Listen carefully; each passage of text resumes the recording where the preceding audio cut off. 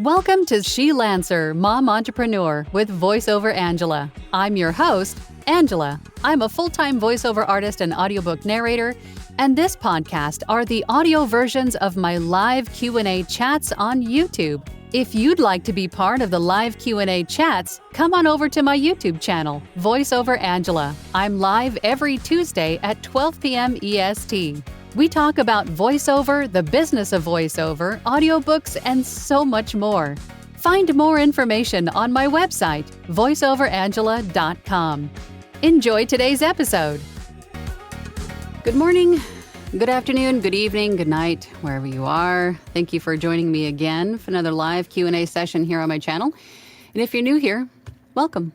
My name is Angela. I am a full-time voiceover artist and audiobook narrator.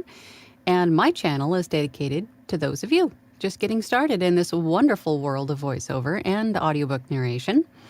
And through my channel, I share with you tips, tricks, techniques, things that I do every day in my own voiceover business.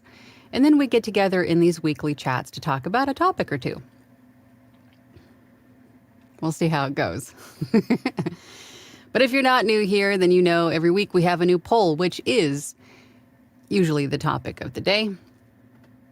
And today's poll is, what is your biggest setup challenge? Because we're talking about DIY audiobook setup. We're focusing on just getting started in audiobook narration and getting your room set up. Actually, more than your room. We're talking about, microphones, interfaces, your room, of course, equipment, DAWs, editing. We're talking about all of it. So if you have a particular question and you're just getting started with audiobook narration, you've got not only myself, but you've got a slew of other people watching that could offer you some insight. So don't be afraid to ask. There's no such thing as a stupid question. It's highly likely we asked the same question in the beginning. So no dumb questions, just ask. This will be your opportunity to get that answer that you're looking for. It's the purpose of these, right? So don't feel dumb. Back to the poll. We got about 27 votes so far. I've got one of those shirts with like the itchy tags on the back. Oh, God. So I'm going to be itching. It's driving me nuts. 15% of you said mic or gear selection is your biggest hang-up. 33% of you said treating my room. So we will talk about room treatment for sure. And 46% of you said editing and mastering, which is pretty tricky. It can be pretty tricky. So we'll touch on that too. And then 7% of you said ACX requirements, which I have to say I'm pretty surprised that ACX requirements wasn't the biggest concern, because it's usually one of the harder things to achieve because, mastering, namely, is, I guess your room tier. I'm thinking too far ahead. Mastering is pretty individual, right? It's going to depend on your voice, your proximity, your room, your equipment. There's a lot of factors there. So it's going to be pretty individual for each person and how you master your files. So, and then in turn to achieve proper ACX requirements, I guess is what I should have said. So we will touch on all of that. And then also I did include an additional Q&A for those of you that have been doing this for a while or long enough. What microphone perhaps did you start with that worked well for you that you would recommend to someone looking for their first microphone? And and I just want to throw this out there, and I'm sure we'll touch on this a few times, but keeping in mind that having a good microphone is a great thing, and it might take you a couple tries to find a great microphone. And we'll make some recommendations to hopefully, your first microphone is a great microphone, but more importantly, your space is more important than any software, hardware that you choose, because if you chose a $30 microphone, or if you're trying to make a decision between a $30 microphone and a $1,000 microphone, that $30 microphone is going to reflect your bad room treatment, whereas your $1,000 microphone is really greatly going to enhance the sound of that bad, meaning not a good thing. It's going to make your badly treated room sound even worse. So even if you start with a $30 microphone, is there even a $30 microphone? Probably a $50 mic. Regardless, I'm pumping the brakes on that tangent. Okay. So that $50 microphone is really, don't get hung up on expensive equipment. And we also wanted to touch on that today too, is that you don't have to start out with, a Sennheiser 416. You just don't. There's a lot of great microphone options out there, and they don't have to be brand new. You can start out with a secondhand microphone, right? If your little brother does podcasting or whatever, just take one of his old microphones and start with that. But more importantly, treat your room.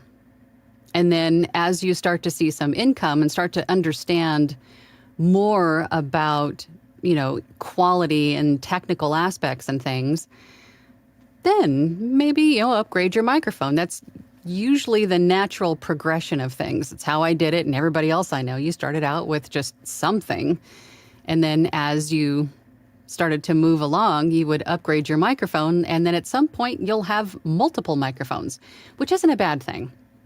But I know some of you are on the cusp of or are deep into a microphone addiction, which I know is very easy to do too. But having backups is a good thing. So any microphone that I have upgraded, purchased, any interface that I have replaced, I've always kept the older piece. Unless it's broken, then, there's not much you can do about it. But if you're just upgrading, save the old stuff, because you never know when the new piece is going to have an issue and you need something to work with. Wanted to throw that out there too. So I always keep my old stuff for backups. All right, so it looks like we're still editing and mastering is the biggest hang-up. Okay, so then we'll talk about editing and mastering. Now, I do have to say that there are a handful of DAWs out there that you can choose from to record and edit with. So editing and mastering is also going to be, or how you edit and master is going to be also dependent on which DAW you choose, because the verbiage on these DAWs may differ slightly. So anything I say today, I am referring to using Adobe Audition because that is the DAW that I use. But there is also Reaper, which is also a great choice for a DAW. Audacity is what I started with, and I think most people start with because it's free. And if, what's wrong with free? There's nothing wrong with free. It's a great DAW for free. It's got, I think every DAW has its pros and cons, but I think the reason I switched to Adobe Audition because it seemed to me a little bit more intuitive and easy to use. Whereas some of the things that frustrated me the most about Audacity were non-issues with Adobe Audition. So it saved frustration and time, lots of time. But again, Audacity is not a bad DAW to use, especially for being free. But I'd say those are the big three in terms of DAWs. Reaper and Adobe Audition, most of the time I've seen there's some sort of a trial that you can do with them. So I would say try them all and see which one sort of, works best for you, which one that you feel most comfortable with. They're all going to be foreign to you in the beginning. So if they don't make any sense at all, don't get down on yourself. You're basically learning a new language. But what you're looking for is ease of use. Try them out. Record a little something. Try to edit a little something. Export a file or save a file. Just go through the basic motions in each of the DAWs and see which one of them feels right to you, which one is a little bit easier to understand for you. And then choose that one. Because the DAW is, your recording software is going to be something you're going to be using every day.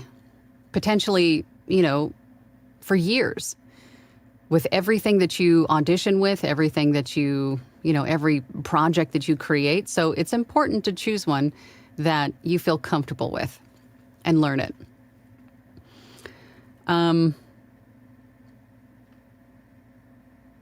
Editing and mastering. What else can we talk about editing and mastering that's sort of broad? I will have to say that if you're looking for specific DAW features, your best bet for editing and mastering is to start with YouTube. Start with YouTube University and search up the DAW that you have chosen and what you're trying to do. There are tons of videos for each DAW. I did a lot of learning about Adobe Audition just by using YouTube. If you have chosen Adobe Audition, I myself have quite a few videos here on my channel where I go through the basic procedures, features, steps of using Adobe Audition. But there are also great creators out there that go through the basics with Audacity and Reaper as well. Or you can join groups. As I always say, one of the best things that you can do as a beginning voice artist or audiobook narrator is to join groups, whether that be on Facebook or if you have like TikTok or Instagram, start following other voice actors. They'll give great tips on these things. What is going on outside? Anyway, I don't know what's happening outside. I think they're throwing around gravel or something. I don't know if you guys can hear that.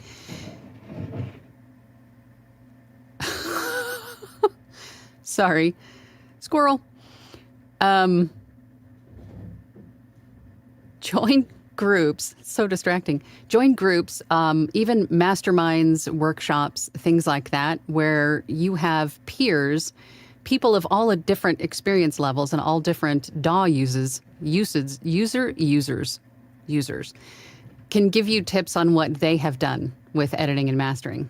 God, that was so weird. I think they're tossing around gravel or something outside. It's the apocalypse, yeah. I don't know what's going on. They're like right on the other side of my wall here. I don't know if you guys can hear that, but anyway, it's creepy. Yeah, Adobe Audition is probably one of the DAWs that I recommend most often. It just totally like blew my inertia. What else can we talk about? That was the other thing. So YouTube University groups or hiring an audio engineer. If you want to just cut through all of the madness, all of the time, all of the frustration, trying to figure it out yourself, hire an audio engineer who is proficient with one of these DAWs. And most of the time, they will have their own tutorial videos that you can go through that will explain A to Z how this DAW works. And then also, sometimes, in addition, will include some sort of a one-on-one where they can walk you through how to use your DAW and also create a rack preset for you.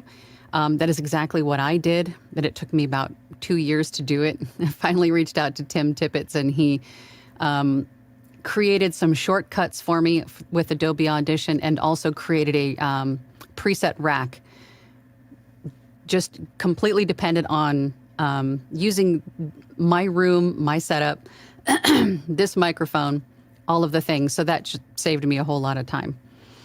But those are probably the best things that you can do because editing and mastering is going to be pretty individual. So those are the best things that I can offer you. And I'm sure there's going to be a lot of comments about editing and mastering. Let's get into the comments because we're about 13 minutes in already. And then we can definitely touch on treating some room treatment effects. And then also answer some questions because I have a feeling there's going to be some specific questions. So let's take this banner off the screen. Let's go to the comments. So sorry about that, guys. I was like, what is happening outside? Paul was here. He was here before I was even awake this morning. Good morning, Paul. I brought the donuts and the tacos. Ken says, morning all. Hopefully everyone is doing well today. So far, so good. Abe Froman says, good morning from a stifling Mashville. Brought sausages. Abe says, editing and mastering would have been my first vote, but now that I broke down and got Audition, I'm struggling with it. To be fair, I did just get it last night. Anytime you get anything new, it's going to be a little bit of a challenge to relearn, because if you did what I did and started with Audacity and then moved to Adobe Audition, it's going to be a new language, right? But a lot of the functionalities are the same, just labeled, they have different terminology. So once you discover that, it was like, oh, this does, okay, that makes more sense. It'll come to you. But I think, for me anyway, most of the people that I was following on social media and on YouTube were using Adobe Audition. So it made it really easy for me to apply directly what they were saying when they were talking about voiceover or audiobook specific editing processes or things. So if they were telling me that, hey, I suggest to do this, I can directly take what they said and apply it to my situation because we're using the same DAW. So that's a definite benefit for you, Abe. But I would just, play around with it and try some new things. And I guarantee you're going to come to find you're like, why did I wait so long to get Adobe Audition? Give yourself some time, though, because, there's a learning curve to anything new. Caesar's here. Hey, Caesar, how you doing with the storm over there? Is it past? Oh, hi, Angela. Seeing as, well, I have no real setup challenge, I decided to pick mic or gear selection because you need to stop buying them is your problem. Choices. I'm on the next phase of my gear upgrade path, and I'm very excited. I'm adding a second compressor to my analog hardware chain for better dynamics control, a console grade audio interface, and a Loughton Clarion, a mic I've had literal dreams of for the last 3 years. I'm surprised it wasn't a U87. That's usually everybody's dream mic. It's mine. All this serves as being able to optimize the signal chain in the analog domain well before it gets converted to digital, optimizing workflow using less plugins and just sounding really damn nice. But before I start waxing poetic, too late. Hello, everyone. I survived a hyper typhoon and have power internet back. Yay! And needed the retail therapy. Buy stuff, feel better, my mom used to say. That's dangerous. Abe says, you're too smart for me, Caesar. I'm still in the basics. Keep in mind, Caesar started where we all did. We all start at the same place. It takes time, discipline, maybe boredom. I don't know. Maybe. And then at some point you get it all, right? Everything just becomes common terminology. You'll get there, Abe. You'll get there. Abe says, everybody needs to Google Clem Fandango and watch the clips. It is hijinks in the sound booth.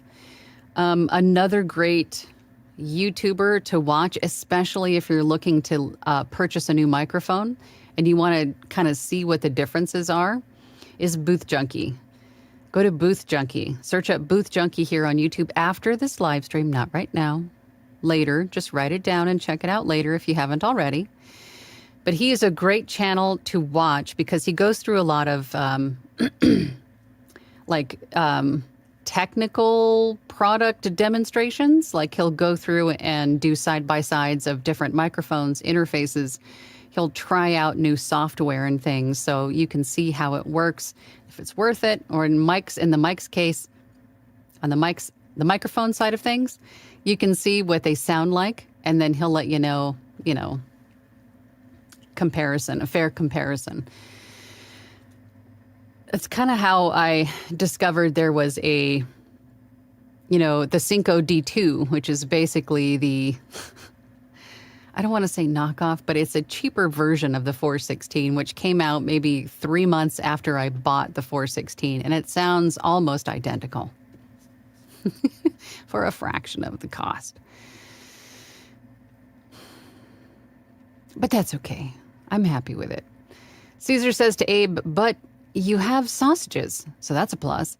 But that aside, I started as basic as everyone else. USB mic, untreated spare bedroom, lace curtains. Took a while to get to where I am now. Same. I started recording on a laptop with a Blue Yeti mic in the middle of my living room on a glass dining room table. Shows you how much I knew in the beginning, which was zero. I learned by doing. I learned by trial and error. I learned by falling on my face a lot. That's natural progression of things. It's just how we learn. But if you, as I said before, join those groups, network with people that may have been doing this for a little while, or people who are at the place where you want to be, then you will learn a whole lot faster. But there's no better way of learning than by just doing, by trying, get, hands-on, because you'll retain much more of the information. You can try different things and see what works and what doesn't, especially when it comes to effects and things, because again, everybody's space is so individualized. There's going to be so many variations from studio to studio, from person to person, equipment to equipment, room size to room size. There's just too many variations. So you have to try some things or hire somebody to help you. Those are pretty much the options. Caesar says, regarding what microphone would you recommend to a new audiobook narrator? If budget is constrained, an Audio-Technica AT2020 USB XP.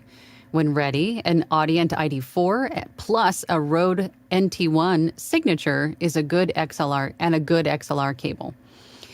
I would have to say, after I discovered that my Blue Yeti wasn't ultimately going to cut it, and I moved into this room, I upgraded to a Rode NT1. Was it an NT1 or an NT1A? I think it was an NT1. Maybe it was an NT1A. I can't remember now. And a Focusrite Scarlett Solo interface. And I rocked with those for a long time. And then I also upgraded my cables, to Caesar's point, to Megami Gold. And you can find all of these things and some of these great recommendations on my website. If you go to voiceoverangela.com and go to the VO Gear page, all of these things that we're probably going to touch on today, or most of them anyway, are going to be on that page. And that way you can see, it'll take you right to the Amazon. You can see how much they are, more information, all the things. But that's pretty much what I started with too. The Scarlett Focusrite Solo, the Rode NT1, and Megami Gold cables. Alternatively, get a Rode NT1 5th Gen and use it over USB first, then get an Audient ID4 and XLR cable later. That way you don't have to spend extra on a starter USB mic. Yeah, a lot of these microphones can either be plugged in as a USB or an XLR. They have that, they have two different cables, or two different outputs, right? So if you don't have an interface, you can use the USB cable to connect it. And then when you're ready, upgrade to an interface and then use the same microphone to plug it in as an XLR. It's pretty cool. Ken P says, I picked up a nice used Rode NT1 with mount from a failed podcaster. He didn't have the factory pop screen, but it was easy to get something from my favorite online retailer. Of course, they don't have to be brand new. You probably find a lot of great gear. There's actually a Facebook group that's just used voiceover gear. I'm trying to remember what it's called, something VO gear, something like that. And then you also have Sweetwater.com also has a used gear marketplace.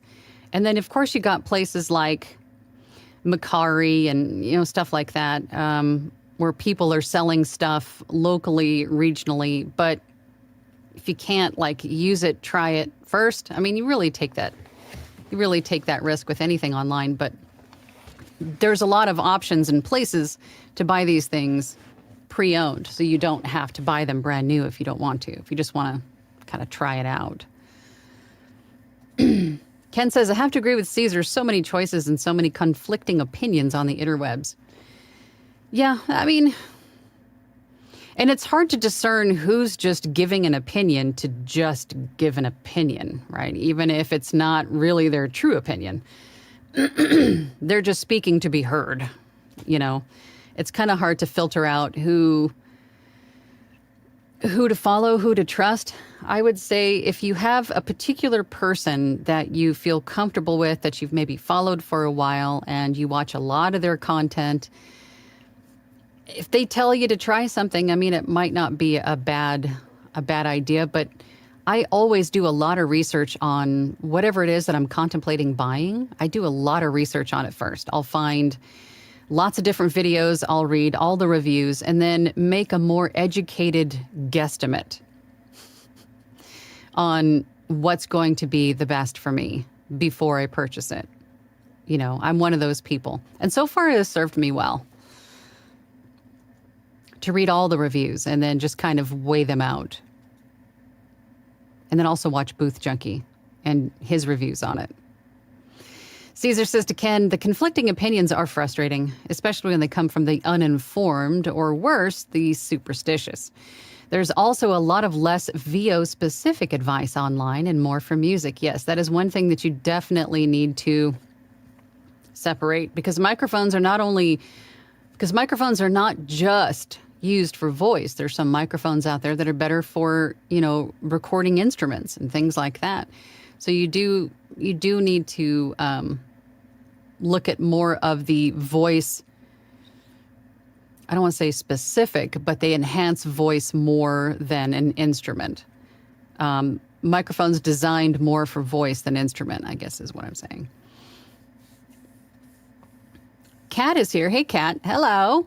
I'm learning my DAW, so editing and mastering, but I'm also trying to understand the negative dB stuff. Yeah, the negative numbers always threw me off. It always threw me off. So when you're looking at negative numbers, the smaller the number, the louder it is. So it's just the inverse of basically everything that you've learned growing up. So negative 12 is quieter than negative 3. It's just backwards.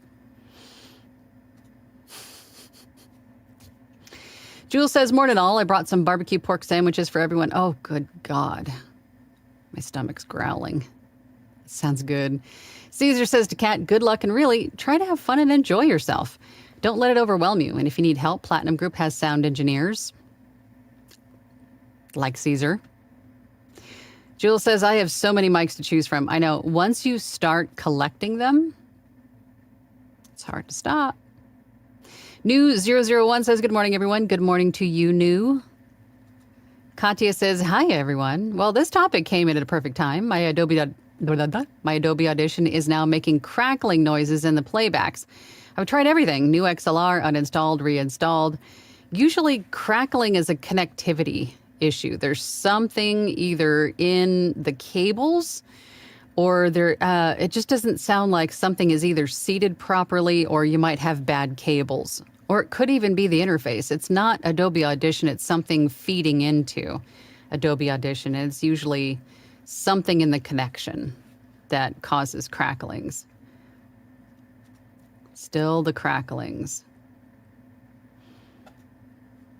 I think in your case, Katya, I would go back to, you did say that you reinstalled, uninstalled. I would just make sure that I would undo all the cables to everything.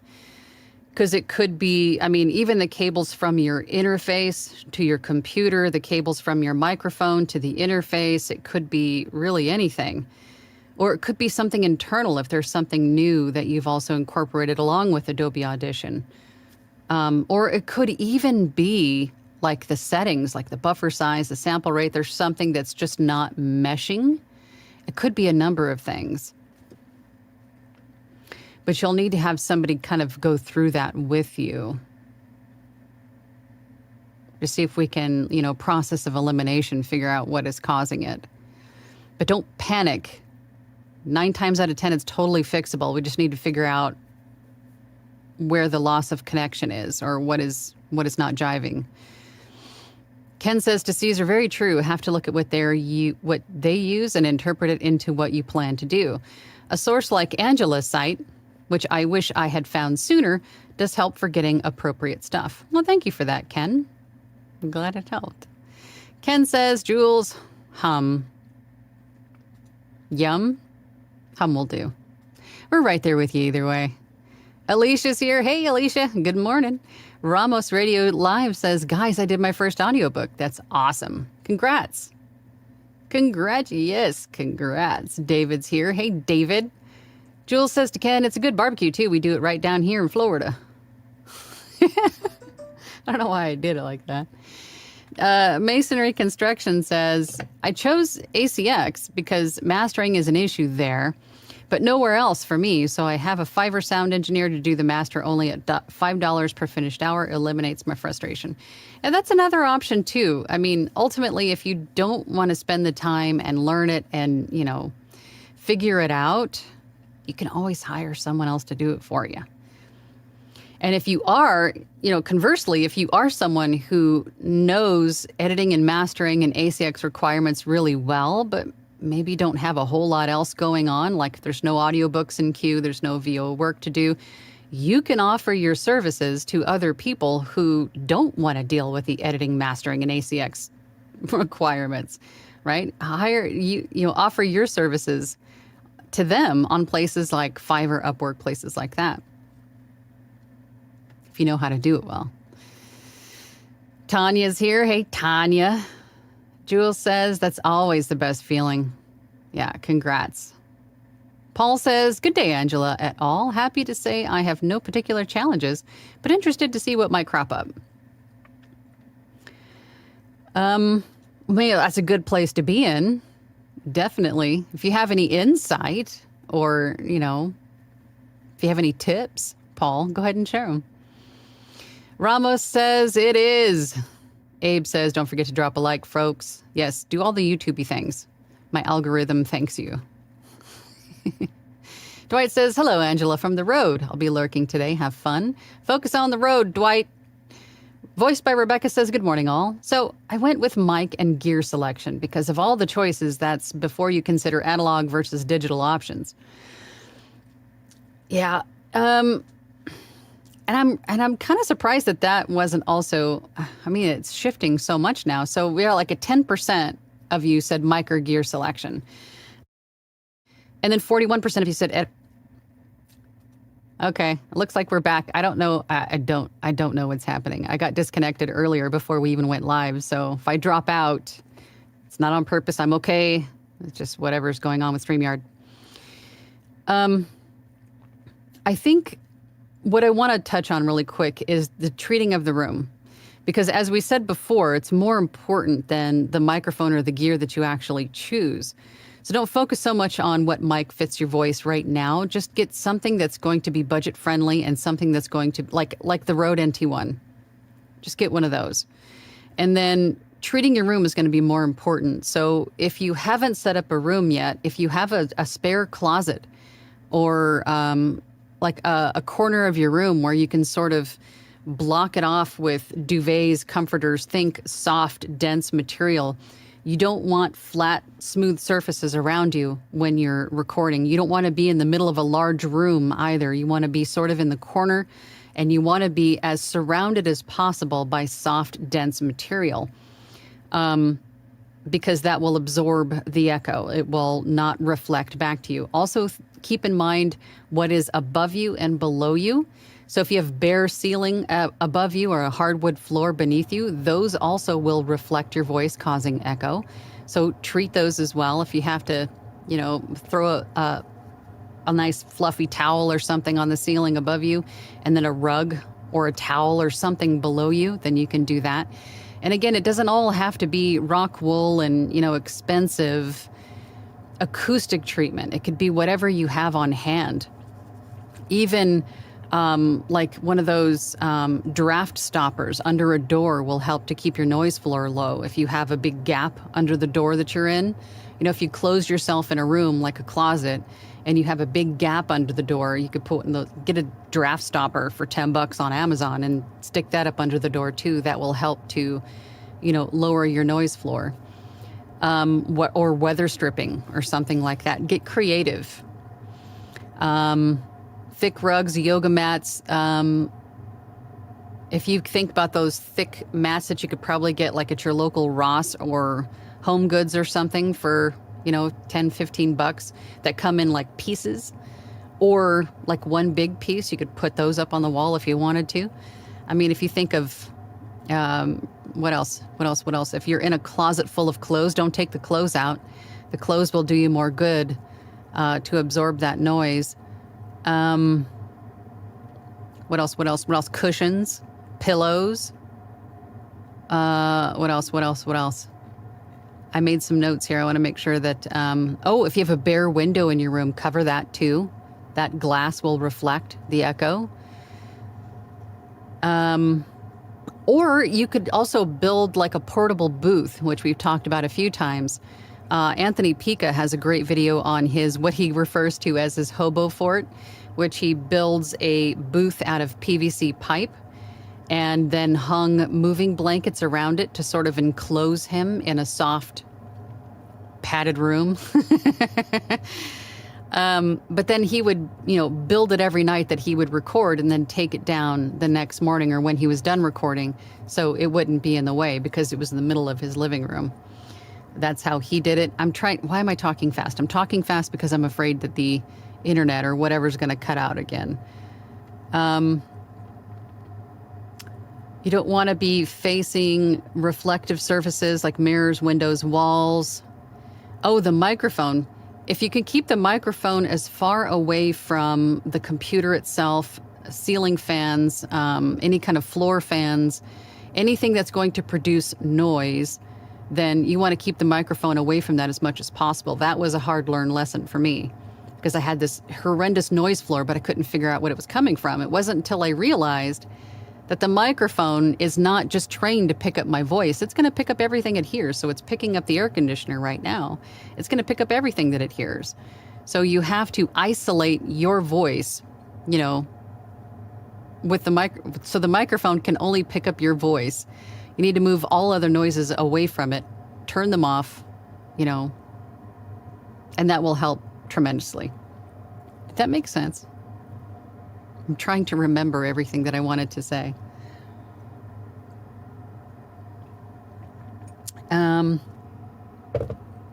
If you can't treat the entire room, you can just focus on sort of like if you think of your recording space as a triangle, you want to treat what's directly in front of you and then off to the sides and then maybe directly behind you.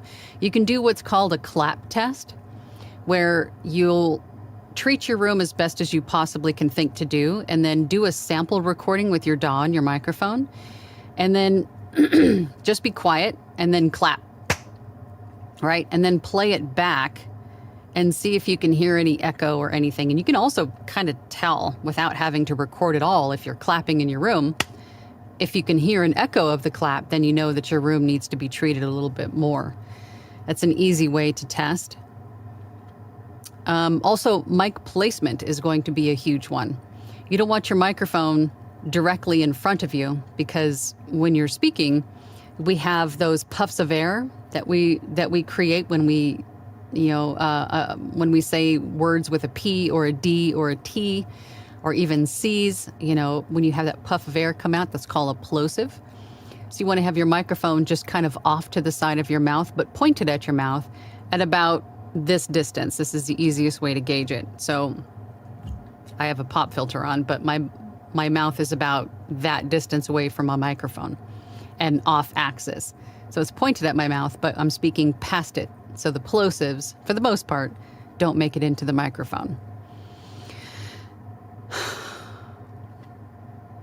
What else? Also using your car. I've heard a lot of people in a pinch using their car to record in. If you have something that is travel worthy. What else? Trying to think of what else we could talk about in terms of treating your room. I'm all paranoid about YouTube dropping off again. Let's go back to the comments. And again, if you have specific questions, please ask them. Rustic Hillbilly is here. Good morning. Good morning. Thanks for joining. Ramos Radio says we should have 28 likes by now. Should probably have more by now. Like it, like it, like it. Tanya says, congratulations. The first one is so satisfying. Oh, the first book that you finish? Absolutely. Rebecca says, but I cheat because I outsource the other options to Caesar. That's not cheating. That's just smart investment. Natalie's narration says, good morning. Mic and gear selection is my choice. Always looking for ways to improve my sound, but it ain't cheap. I know. You have to spend money to make money, right? You do. But I think you can probably get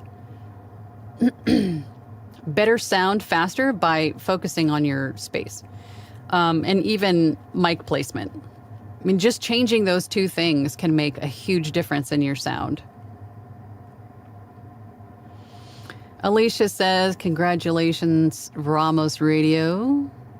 Yes. Life Unleashed says, hello all. Colleen from Cape Cod. To everyone on Discord that's messaged me, I'm sorry I haven't responded yet. I just have to learn Discord. Same. Took me a while to learn it too, but it's fun once you figure it out.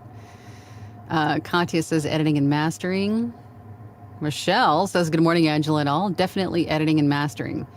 So I think for those of you in my Platinum group, I'm still building the August calendar, so I think that might be one thing we need to touch on, is editing and mastering. Whoops. Caesar says, every time I review gear options with VoiceOver Angela, she usually says something along the lines of, holy heck, that's over $1,000. I mean, you like what you like, Caesar. Not everybody has that kind of money to throw at a microphone.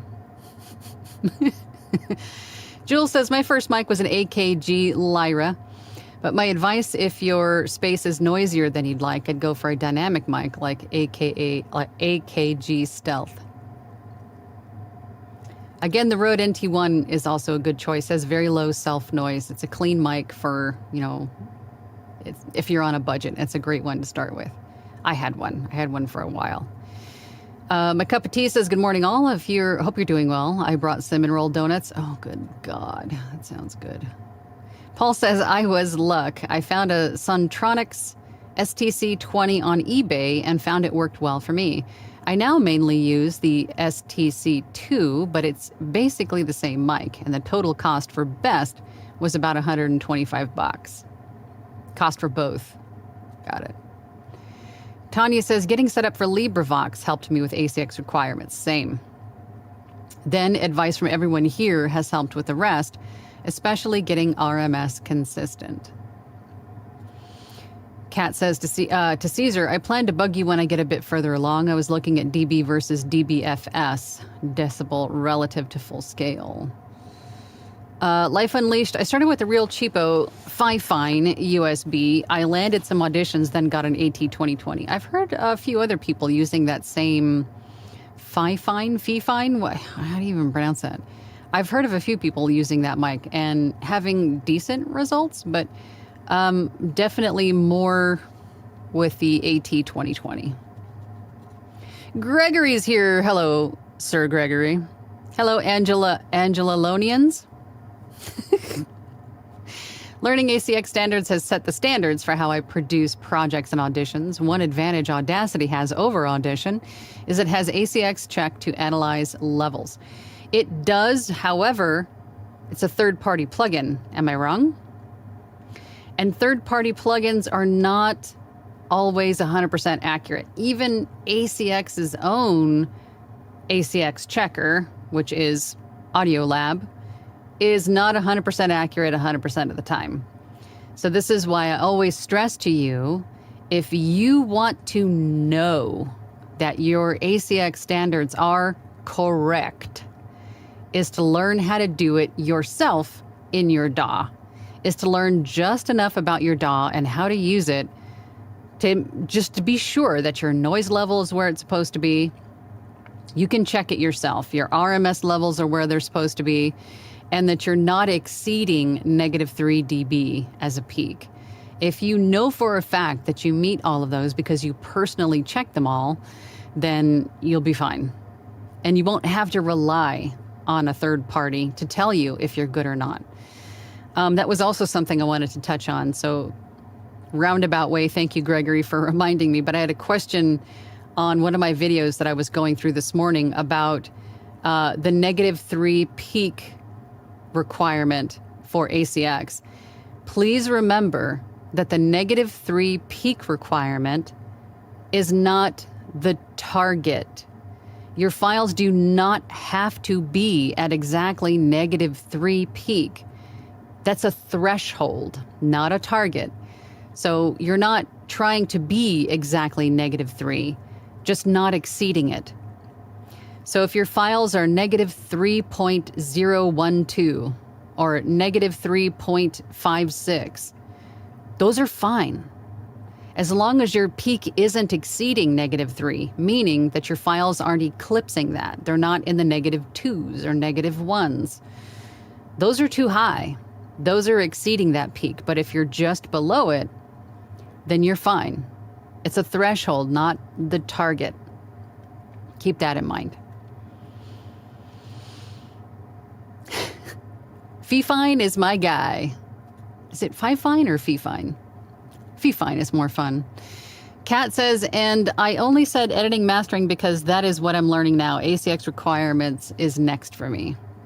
Yeah, once you can get a firm enough grasp on editing and mastering, ACX requirements aren't that difficult. I did it, I think, the other way around because I started this industry with my focus on audiobooks. So I was learning ACX standard while I was learning editing and mastering, but to the point of meeting ACX's requirements. So I sort of learned ACX requirements first, or editing to achieve ACX requirements. So it's kind of built into my brain. Masonry Construction says, I'd rate the ability to tell a story, to emote, to use silence as well as volume are the essential ingredients. Mike comes along, maybe second place for me, but then I only do an F. He's not wrong, but today we're focusing on everything apart from your performance itself. Because getting your space set up, or at least have an idea of what you need to do to get to the point where you can start, focusing on your performance. I mean, they're all kind of different stages that I guess can meld together. I've focused on setting up my space first and then kind of improved my performance over time. But that's usually the biggest question of people starting out is, what the heck do I buy? What the heck do I do? What does my room need to, how do I set this up? I'm lost. So we're going to try to help you find your way. Caesar says to Jules, you have an Aston Stealth and it sounds great. Once you start getting into more dynamic emotional performances, consider a large diaphragm mic. You have a TLM 103 and an Aston Spirit for choice. I think, Jules, did you end up buying that TLM 103? I think you said you were looking at one once. Andrew Lee is here. Hey, Andrew. Click that thumbs up, Angela fans. That's so weird to say. But yes, please. Click that like button. Please. Jules says, Caesar, I forget what's what. Paul says to Gregory, excuse me, Sir Gregory, Adobe Audition has amplitude statistics, which tells you all you need to know in terms of meeting ACX spec. It's exactly what I use in Adobe Audition. I will manually test the volume of my noise floor and then use amplitude statistics for everything else. You're only looking at that top number to see if I'm exceeding that peak level threshold of -3. And then I'm looking at the total RMS to see if I'm within, -18 to -23. That's all you really need in Adobe Audition to know that you're within specs. Life Unleashed says, Audacity has been crashing on me. I may look into Adobe Audition. If any DAW is crashing on you, then I would probably look into removing old versions and then uninstalling, reinstalling, or pretty much the same thing. Uninstalling all the versions and then reinstalling the current version. I have found in the past that even with Adobe Audition, if there's multiple versions present on my computer of Adobe Audition, it gets a little glitchy. So if it does, then that could be the case. It was for me, that there were multiple versions present on your computer, which was making it kind of crash out a little bit. Caesar says to Kat, there's more. dBVU, dBA weighted, RMS, LUFS, decibels, full words, full scale. We'll go over what's relevant based on the equipment you have and the DAW you use. Black Bob Matters says, I did my first 2 books in Audacity, but I have started to learn Adobe Audition today. Well, congratulations. I don't know about you, but it was like that first day of switching from Audacity to Adobe Audition for me was like I was trying to work like looking through a straw, and then using Adobe Audition, like the whole world just kind of opened up once I understood what I no longer had to deal with, like what I, there was like no more, frustrating issues with Audacity. That was my experience. Might not be everybody's experience, but I was happy I made the switch. Tanya says, I bought a Focusrite Scarlett 2i2 starter kit with interface mic, cables, and headphones used for my last 3 books. Cost effective and works until I can upgrade. And that's not a bad point either, is that if you're looking to just have something, there are a handful of bundles that you can purchase. The Scarlett bundle is one of them, where they give you kind of everything that you need to get started, whether it be for audiobook narration or podcasting. They're not, obviously, they're not the best for everyone because it's just a bundle of things. It's like some interfaces and some microphones are going to be better for certain space sizes, voices, microphones. You kind of have to find a winning combination as you go along. But if you don't want to deal with any of that and just want to get started with something, you could buy a bundle and then upgrade as you go along if you're just one of those people. And the Focusrite bundle is not a bad place to start. I think, did Rode do that too? I want to say Rode also had a bundle at one point.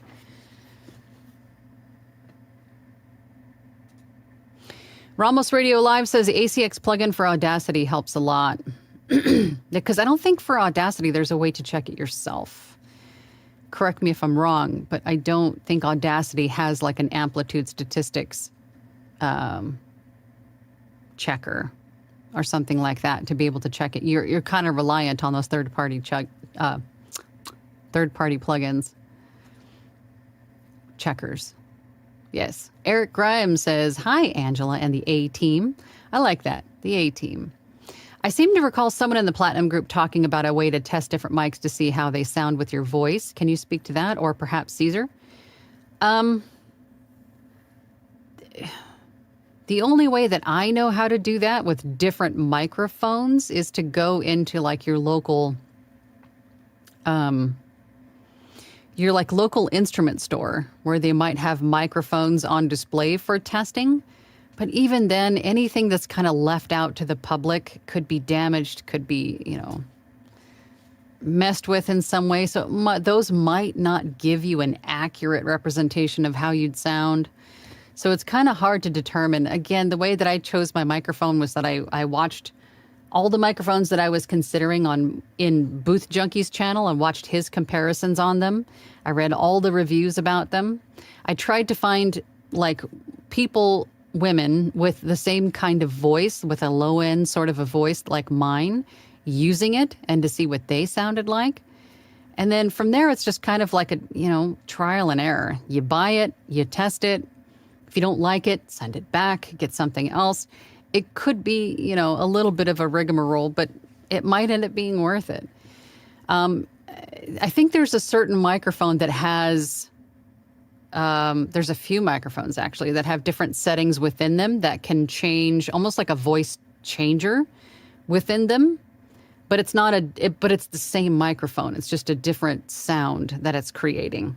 within that same microphone.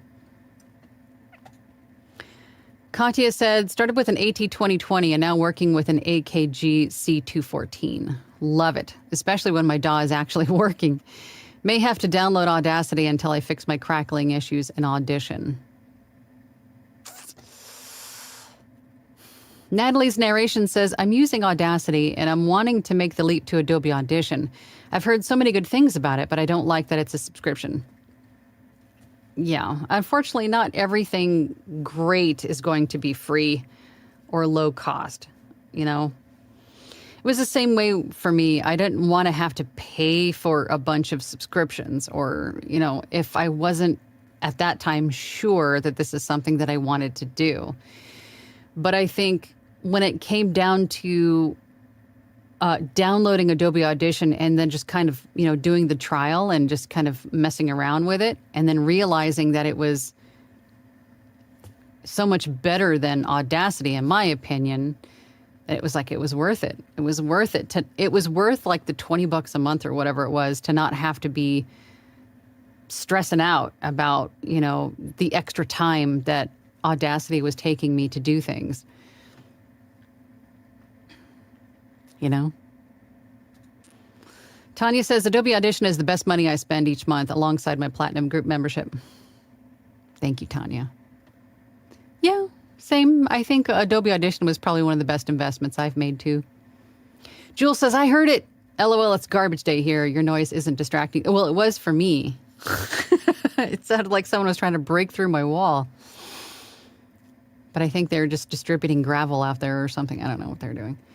Cup of Tea says, question, if a kid like middle school age wants to start VO, where would you recommend they begin? Would it be any different from what you already recommend? Yes and no. I think it's going to be a little bit, are we talking as far as like gear and hardware? No, not really. You just have to make sure that the microphone that you're trying is going to complement their voice, because of course their voice is going to be, well, I guess it also depends on the middle school age, you know, kid too, and their voice. But I think it would be pretty much the same. It might be slightly different equipment just due to the voice pitch. I'm thinking like, you know, younger, but some kids are fast growers. But not much difference, no. And the room treatment's going to be the same. You know, all the other things are going to be the same apart from which mic you probably choose. Katya says, has anyone had a crackling issue with Audition in the playbacks? This literally started happening this morning out of the blue. If that's the case, then I would just unplug and replug everything. It sounds like a connection issue. If you're just having issues with it today, something is not completely seated or connected or dirty. That's what I would do. Masonry Construction says, for my nonfiction audiobooks, I use Descript for editing. So simple to edit like a Word document. Minimal learning curve, best way to remove all my stupid mistakes, ahs and ums, master by others. Ken P. said what Tanya said. Caesar says to Katya, you could try switching your audio host from MME to ASIO, especially if you have your Scarlett drivers installed. I'm assuming you're on a Windows. If it's Mac, it could be something else. That's a great point, too, because with just having, slow down, Angela, in just having an Audition, I discovered that they're same as what Caesar's saying, that there's all these little different settings within Adobe Audition that one of them, if it's not, you know, if that box isn't ticked or if something, there's a lot of different settings that could have a big impact on the way that it either records or plays back. So it's probably either your connection or something within the settings even. That's so frustrating. I've been there. Caesar says to Natalie, I assure you that the subscription will pay for itself in terms of having a faster VO processing workflow. I messaged on Discord, by the way. Let's connect soon. See if we can find some more questions. Stacy Bertrand says, good morning, Angela. My first time here. Love your video content. Well, thank you, Stacy. Thanks for being here. I appreciate you. Masonry Construction says, tip, if you're doing mostly royalty share books, as I am, realize that the most important part of being a narrator is being a good marketer. Audible does almost zero to help. It's up to you. Get reviews fast. Ken P says, second booth junkie. Most of the reason why I set up my gear and booth the way it is. Yeah, following booth junkie. Let's see. Stacy says, I just picked up a Rode NT1 5th gen just about 3 weeks ago. Good choice. Alex has got some recommendations. Too many mics to mention, but started with the Sennheiser, EVR 20, EVR 27, a Neumann U87. Classic, but stolen. Ugh, that's heartbreaking. That's my dream mic, is the Neumann U87. Currently Loughton Audio Atlantis. Kat says, when I get there, should I buy Isotope RX11 from Isotope or Sweetwater? Whichever one is cheaper. But they usually have sales about the same time, because whenever Isotope does a sale, it triggers Sweetwater's sale. It's pretty much all the same. So if you can find it cheaper on one versus the other, it's all the same. Just buy it. Whichever one is offering a cheaper price, but they're usually about the same everywhere. Life Unleashed says, I record from my bed. I have a side table with mic and tablet. I drape a blanket over them and put a pillow on my lap. Also made a mini tent out of PVC. Interesting. See, people getting creative. Masonry Construction says the Samson Q2U at about $60 new with both USB and XLR will take you a long way. It's worked for me over a dozen projects through ACX.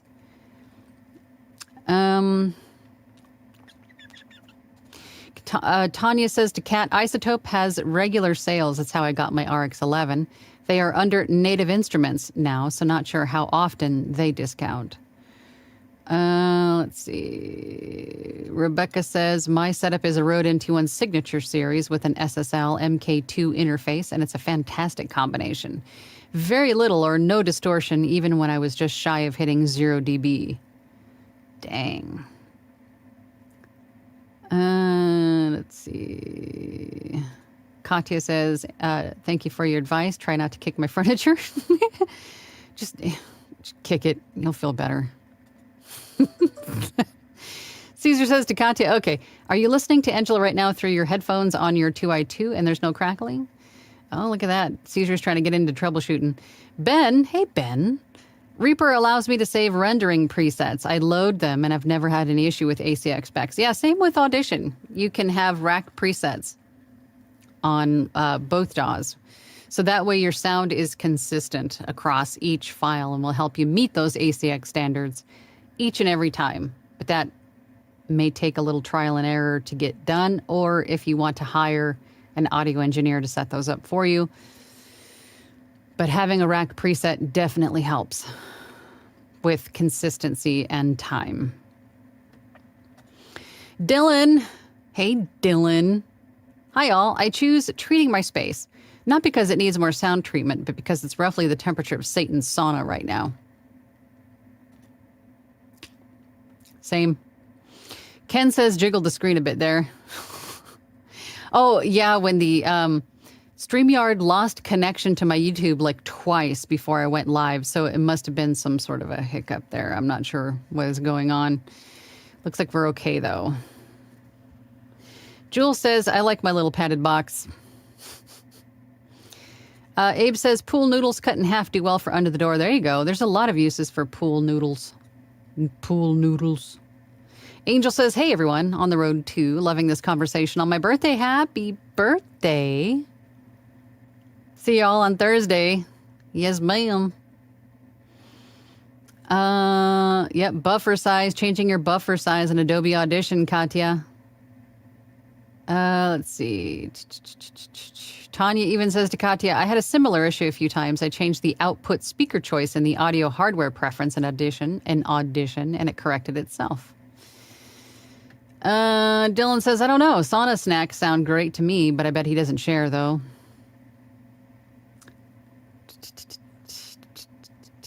Let's see.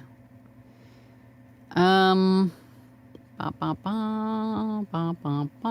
looking for questions. Joy is here. Hey, Joy. Hello, everyone from sunny Southfield, Michigan. I have powdered cinnamon donuts. Oh, those are awesome. I tell you, having my noise floor set according to ACX requirements is a pain.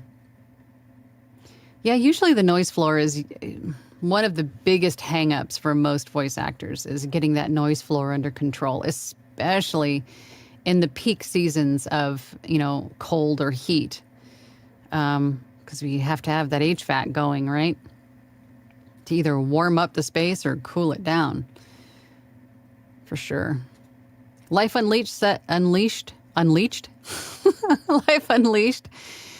I've had awesome results with the ACX check with Audacity. Once in a while, the RMS will be off slightly, and it will. I mean, you're not going to have consistent results each and every time you record. It's all going to depend on what you're recording, right? If you're recording an e-learning project that's pretty much uniform in tone and pace and volume, and then you get into an audiobook where there's dialogue and people are upset and they're getting louder and it's going to be a sharper, it's going to vary from file to file. It's not going to be completely consistent 100% of the time. So some of the files might need a little extra massaging to meet ACX requirements from time to time. But for the most part, if your presets or your effects or whatever are, working, and you have them set up in a particular way, then for the most part, they're going to do what you need them to do. And then you just can, adjust what needs to be adjusted for each file. And that's why we check them. That's why we check each and every file to see what needs to be massaged, if need be. It's really getting hot in here. I should probably turn my air conditioner back on. Let's see. Questions. Caesar says, Fifine faux fum. I smell the blood of a transformer-balanced large diaphragm FET condenser. Or however it goes. Ah, that's why it's hot in here. My nest thinks I'm not home. Told you. Jules says, yes, I did buy the TLM 103. It's gorgeous. And I'm looking at the C414X. I can't tell what Roman numeral that is. My eyes are poopy. Next, but there's no rush for that one. Oh, what just happened to the chat? What is going on? Abe says, I tried to reinstall for Audacity, but no joy. Latest update seems to be unstable. I jumped ship to Audition at the perfect time. Oh, so it's not an isolated incident. It sounds like Audacity might be having some issues. Life Unleashed says, thank you so much for the info on Audacity crashing. I recently updated. I'll check to see. It might just be an update bug. I might have to update it again. Oh, thank you for that. Loving the Platinum group. They are recorded, so if you do miss one, you can always go back and watch it. All of them, all over, how many do we have? Over 200 of them now. They're all recorded and available to watch anytime. Let's see.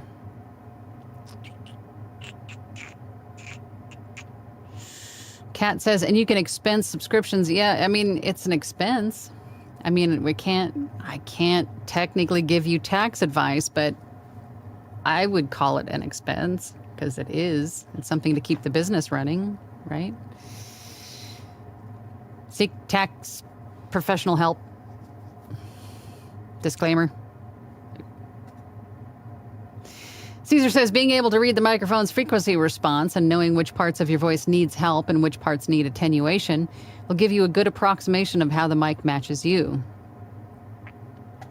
Dave says, regarding ACX plugin you just mentioned, how do you invoke it? Or is it automatically run when recording or saving a file? It's something you need to download. Trying to remember where I found it. For those of you that have the ACX check for Audacity, where did you guys find that? I downloaded it from somewhere, but I don't remember where. Masonry Construction says, tip on most well-known software such as Audition, etc. Try relying on AI. Such as Gemini, ChatGPT. It will help you to troubleshoot software problems and is always patient with me. That's a good point, and I think we forget that. Gemini, I have heard, has walked many people through many troubleshooting issues. At the very least, try Google, because now Google has implemented AI in their responses. So even if you ask a question into Google, it might at least direct you to a place where it might answer your question or solve your problem. NZVO Nikki says, guess I'm confused why people would outsource mastering only. It's the simplest and quickest part for me. I select the audio and apply the effect stack. That's it. Am I missing something? No, most of the time when people outsource it is because A, they just don't want to deal with it, or B, they're too busy to deal with it. There's been a handful of times where in my career that I went from maybe having one book in queue to like 5 or 6, like that. And a lot of them had overlapping due dates or deadlines. And so I didn't have time to do the editing and mastering. I had to outsource it so I can move on to the next book. It's happened a few times. And a lot of people get into the same situations. So if you enjoy that part, maybe offer that assistance to other narrators. A Cup of Tea says, question, if a kid like, I think we ask in yeah. We did touch on that. It's not much of a change. I think the only thing that would be different would be the actual microphone itself. But I would definitely ask that question in Discord as well. Life Unleashed says, oops, if my noise floor fails, I lower the level by just using noise reduction on my long pauses and it works like a charm. Yes, you could do that, or you could try to isolate where the noise is coming from and move it further away or cut it off altogether. Meaning, what is the source? What is the root cause of the noise? Is your computer too close to your microphone? Is your air conditioner on? I mean, that could be a simple fix. I mean, you'll have a much better quality of sound in the end result in your file if you don't have to do any kind of noise reducer at all. You'll have a much better sounding result if you could just find the root cause of the noise and remove it, reduce it up front before you record.